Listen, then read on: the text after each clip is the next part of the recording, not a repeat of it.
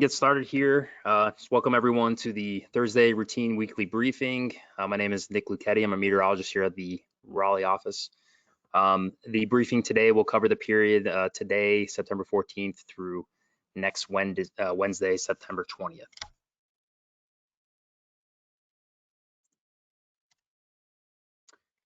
So the weather pattern for this upcoming week is pretty uneventful, to be honest with you. For today, through Saturday, we'll have high pressure, as you can see in this left panel up here that's over the Great Lakes. That'll continue to build down into the southeast. And with that, we've had a cold front that moved in overnight that's now pushed well offshore. As you can see depicted here where my mouse is moving in the upper left corner. So as that high pressure continues to build in, we will continue to see a cooling and drying trend through Saturday. And in fact, tomorrow looks quite lovely, with highs only reaching the upper 70s to around 80, and the dew points are going to mix out really nicely into the upper 40s to lower 50s. So it should be a very, very pleasant day tomorrow, especially, and in this afternoon as well. It might be a little warmer today, but we'll really start to see that cooler air start to come in and impact our highs tomorrow, and the overnight lows Friday night into Saturday are also going to be quite low for this time of year, as temps drop into the lower 50s and even into the mid to upper 40s in some of our cooler spots around central North Carolina. So anyway, some nice cool dry fall weather to enjoy today through Saturday. As we head into Sunday and to Monday, we do have another system. It looks pretty weak overall, but it will potentially initiate some showers and storms, particularly Sunday afternoon and evening. And another cold front will push through associated with that. That's going to induce that rain. So you can see here, that's being depicted here on the Monday plot in the lower left corner, that cold front coming through. So that will generate some showers and storms, but overall, it does not look like a widespread, intense, heavy rain event or anything like that. It looks pretty light rain in general. I forgot to mention that we will see perhaps some breezier conditions on Friday, backing up a day. Sorry, I got ahead of myself. We will see some breezy conditions, maybe some gusts of 15 to 20 miles per hour as Hurricane Lee, which I'll mention later in the presentation here, moves up the coast. You can see in this upper left corner, you can barely see it off the plot here, but Hurricane Lee is hanging out there today, and that is expected to evac northward and perhaps impact New England and more so up into eastern Canada up here, as you can see depicted on the Saturday plot. So as that hangs offshore here Thursday and Friday, we'll particularly more so tomorrow, especially our eastern sites may see a little bit of breezy conditions later in the afternoon, but nothing impactful. So again, back to Sunday into Monday, again, we'll see perhaps some scattered showers and a few storms Sunday afternoon, evening, nothing too crazy. And then we'll see behind that second front, we'll see dry conditions for the most part through middle of next week. So that's the pattern for Central North Carolina in the coming days. And with that, as you probably could expect, there is no threat for any severe weather over the next several days, which is great. And here we have just the QPF forecast through the next 5 days. You can see again today, Friday and Saturday look pretty dry overall for our area. And then as we get into Sunday, we'll have some light showers and a few storms roll through, which could produce. Right now, the forecast calls for a couple tenths to maybe some pockets of up to half inch, so nothing too crazy or impactful. And then as we get into Monday, again, we dry back out. So overall, over the 5-day period, really it's just that Sunday rainfall that would lead to any accumulated precip over the period. So nothing too crazy in the next 5 days. And with that, as you can expect, we have basically there is no risk for any excessive rainfall or flash flooding in the next several days. So I'll breeze through this. Kind of switching gears here, but I guess associated with precip that's fallen recently.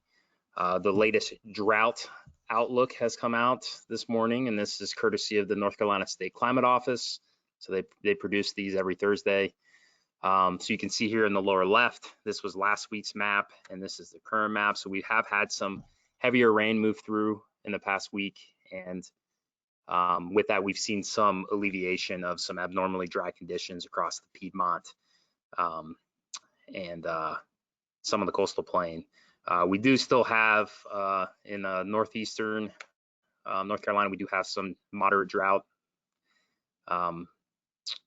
outside of our area of interest, but just want to highlight that. And also in the southern Piedmont, there's still some areas of some moderate drought. But overall, it seems like there has been some alleviation in the past week. So looking ahead a little bit, we can look at these plots for the 8 to 14 day outlook, and this is from the Climate Prediction Center. And you can see that this is valid for the time period of September 21st to 27th. So there's, from a temperature standpoint, the outlook on the on the left panel here, they're expecting a 40–50% chance for above normal temperatures in that range. And you can see on the bottom here, I've listed out the normal temperatures for our 3 climate sites during this time period here. And then the precipitation outlook on the right here is they're basically expecting around normal climatology precipitation chances.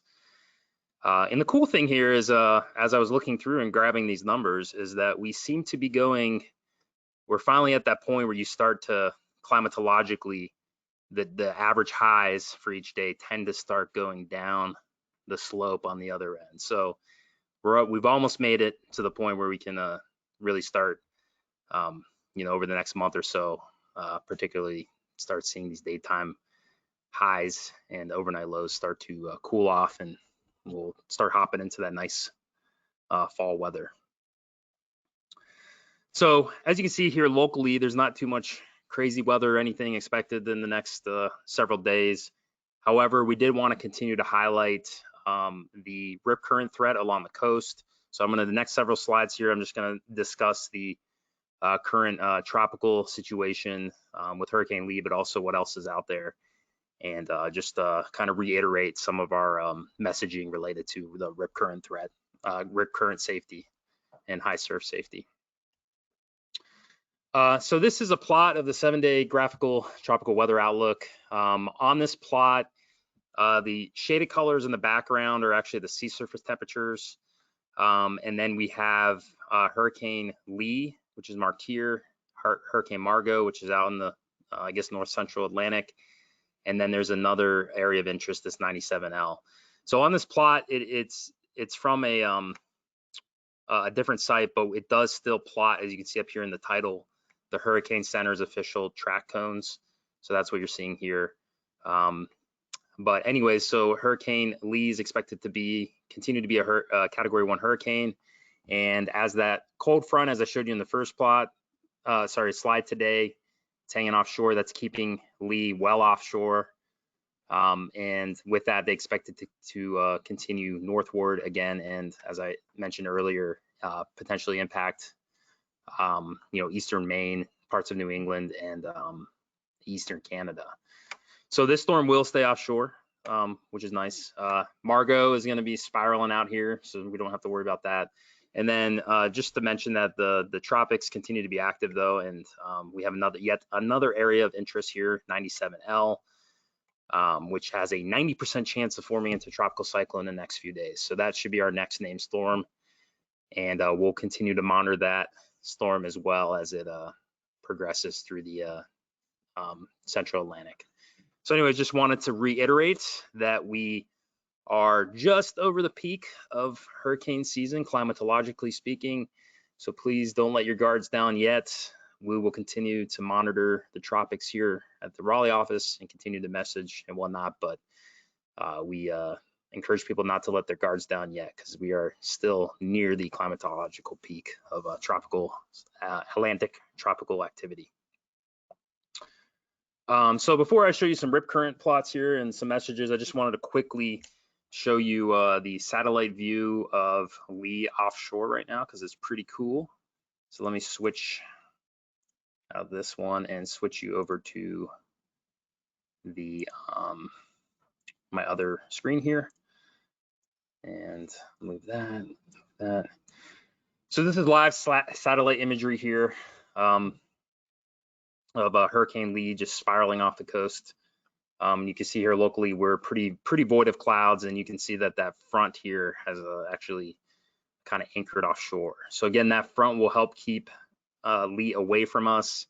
However, you can see that that's not that far away from the coast, and given how massive this storm is, how slow moving it's been, it's absolutely generating dangerous surf that will absolutely reach the coast and already has. And with that comes the threat for a pretty high risk for rip currents, especially today and tomorrow, and continuing into early next week. So if you're going to the coast or you know anyone going to the coast, please remind them that if there are red flags, or just in general, especially today and tomorrow, you should not go in the water. And if there's red flags, you should not go in the water. And you should heed the advice of any, beach patrol or any other entities that are telling you not to go in the water. So that's the main takeaway there. So I'm going to slide this back to the slides really quick here. Let me just see here. Okay, clean 2. Switch that over. And just back up. So again, just to reiterate, this was a plot that we showed on our Monday briefing. This was by the Morehead City office, our neighboring office.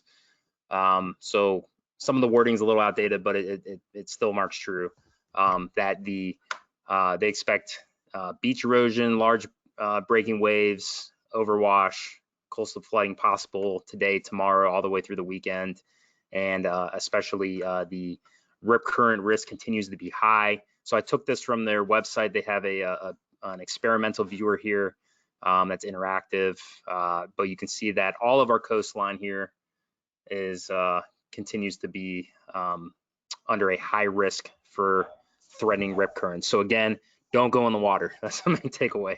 And I actually reached out to the Wilmington office and the Morehead City office this morning, and they reiterated to me that today and tomorrow should be the worst of the surf. But even as Hurricane Lee starts to pull northward, these swells will hang around for a while, and especially in the northern beaches, they expect the risk to continue through early next week and start to alleviate beyond that. So anyways, just make sure if you're going out that way to not get in the water.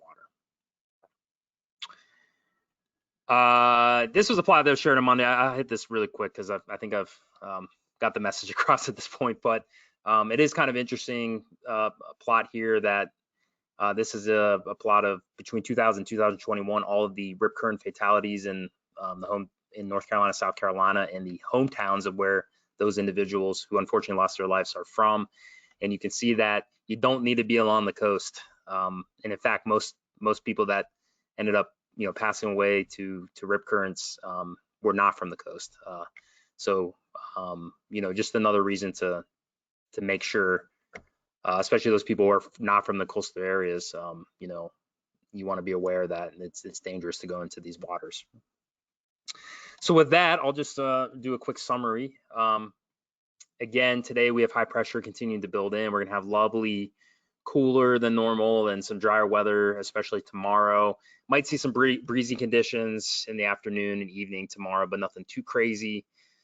Maybe some gusts of 50 and 20 miles per hour at times. Our next chance for rain is really on Sunday, and even that looks pretty fleeting and not too intense.